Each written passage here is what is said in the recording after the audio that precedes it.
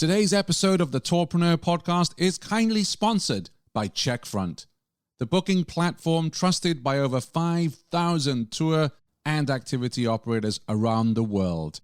This month, Checkfront is offering an exclusive 90-day free trial for tourpreneurs.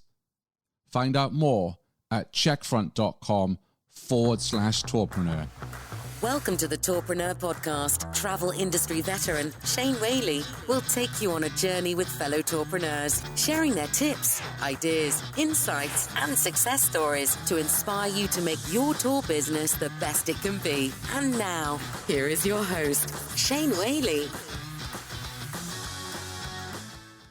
And welcome back to our 30-day Things to Do challenge for tour operators. It's day 2. Ryan is back with us. How are you, Ryan? Doing good, Shane. Thanks for having me on. What have we got on today? What's today's challenge? Today's challenge is all about automation. It's one of my personal favorites.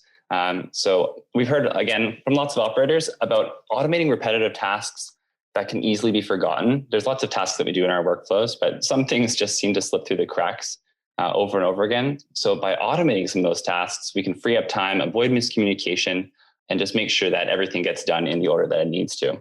Okay, so in terms of automation, the company I hear a lot about, or the tool is, and I'm probably going to pronounce it wrong, but is it Zapier?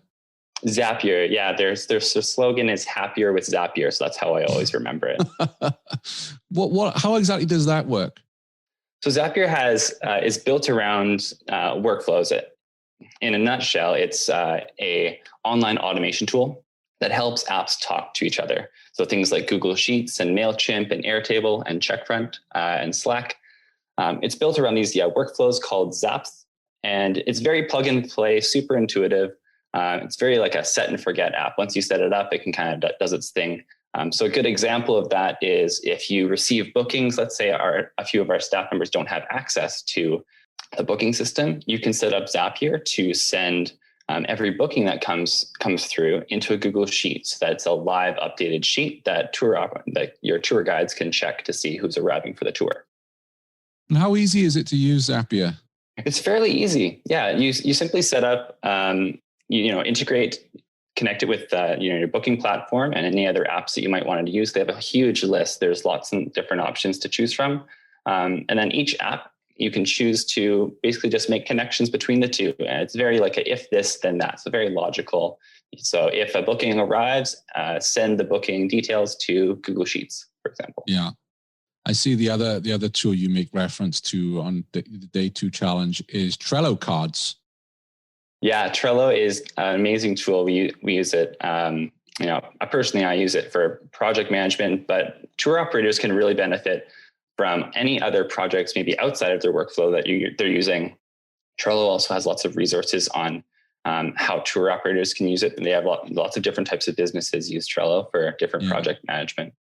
I've only started recently using it, and obviously this applies to podcasting, but one of my challenges here is I have so many people who write to me that want to come on the show, for instance, or have an idea for the show. And it's where do I store all of, there's a million tour operators out there, right? So where do I store it all? So now what I've been doing is I have a Trello card set up for my, for the podcast. And then I forward those emails and they go into certain categories like a walking tour or a brewery tour. And I've got them all there in that Trello card rather than scrambling through Gmail, trying to find that person that had that great story about their tour business. Oh, that's great. I've also heard I just got on to using their mobile app, which is very helpful. You can set up, different tasks for your teams and then make sure that the things at the end of the day get actually done using Trello by moving them into the to-do and in progress and done statuses. Marvelous. Well, I will add that to today's show notes. And of course, you have the link in the PDF as well. Ryan, thanks a million for coming on, making your debut on the podcast. Thanks for having me, Shane. Tomorrow on day 3, we'll be joined by Angela Heald, but don't worry, Ryan will be back on future days in this 30-day challenge. I do have a favor to ask you, though. If there's a tool or an app that you are using either to manage your time or your business that's helping you be more efficient, don't keep it to yourself. Come and share it in our Facebook group because we'd all love to learn what is working for you. You can find it at tourpreneur.com tourpreneur.com/Facebook. And I look forward to seeing you tomorrow. Well, I'm not actually seeing you, but you know what I mean.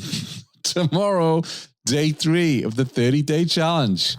Thanks for listening to the Tourpreneur podcast. Be sure to visit tourpreneur.com to join the conversation and access the show notes, including links to the resources mentioned on today's episode.